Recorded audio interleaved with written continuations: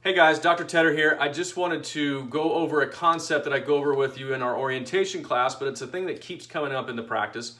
And it's how can a pinched nerve in your neck cause health issues?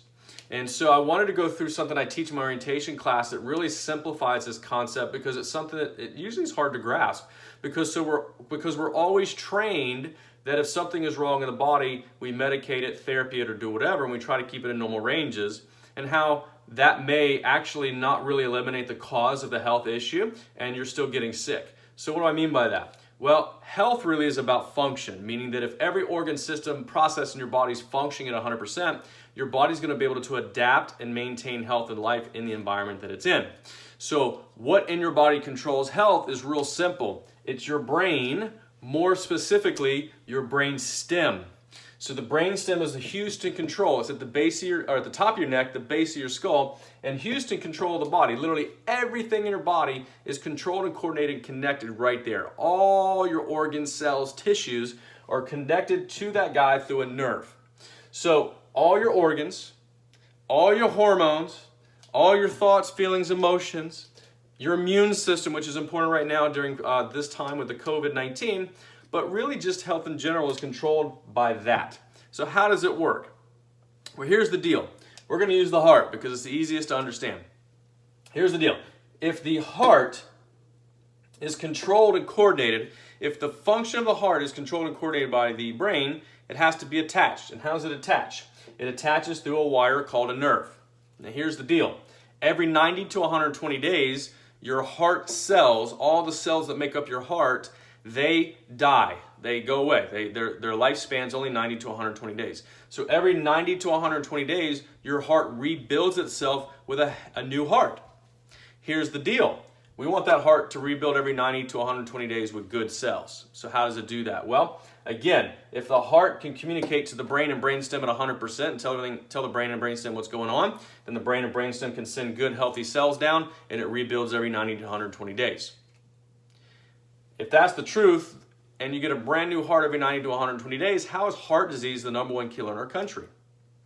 We have more people on medications, we have more people on cholesterol drugs, we have more diets than we've ever had before, we exercise more than we ever have, but yet we're still croaking of heart disease. Matter of fact, I would venture to say, I don't know the exact number, but probably over 90% of the people who die today of heart attacks and heart disease, they're on a prescription drug for it. They're on a blood pressure pill, they're on a cholesterol drug, but yet they're still dying.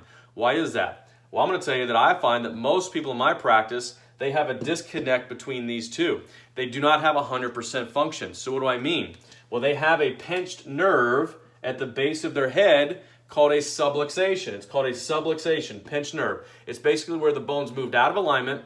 It's pinching the nerve that comes down to the heart. And so instead of 100% function, we maybe say we have 50% function. Let's say that if we were to take a pair of scissors and cut that nerve is now dead 100%. What happens to the heart? The heart loses health. It loses life. It dies.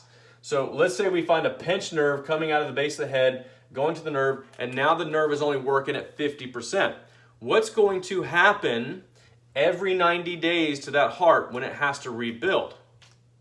Well, the heart's going to rebuild at 50% of its past health. So every 90 days, it's getting 50% sicker. And over time, if that occurs in your body, what symptoms might you get? Well, you might get high blood pressure, right? And if we get high blood pressure, let's say that our heart now is 170, our blood pressure is 170 over 95 because we have a pinched nerve. We go to the doctor, we don't know we have a pinched nerve, we go to the cardiologist, and they do what? They prescribe medications. They give us a medication for that blood pressure, and let's say that that blood pressure now is brought down to 120 over 80, which is normal. My question here, what concept I want you to get is if that is 120 over 80, medically we're in a safe zone, we're okay, as long as we're on that medication. But the question I have is do we still have 50% damage going on in that heart cycle every 90 days, even though our blood pressure is normal on that med? The answer is yes. So even though our blood pressure is normal with the medication, our heart is still growing sicker every 90 days, which means you're growing sicker, which means you still have heart problems, which means that your body, that's why people are still dying today with normal blood pressure on a medication, because their hearts are still growing sick.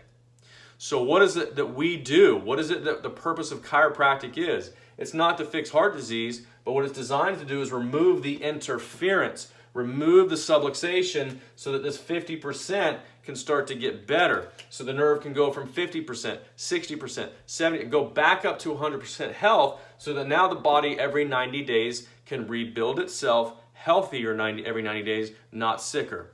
This is why it's so important to have an upper cervical chiropractor checking your spine on a regular basis, because you want to make sure that your organs, your hormones, your thoughts, your body's building itself healthy and you've got 100% function. The only way to do that is to make sure the brainstem's firing on all cylinders. So this is why it's so important to make sure that every family, every human, every child, every man, woman, and child is getting checked for subluxation and function at a chiropractic office. So I'm going to encourage you, please spread this information to the people you love, because, hey, if you don't tell them, who will?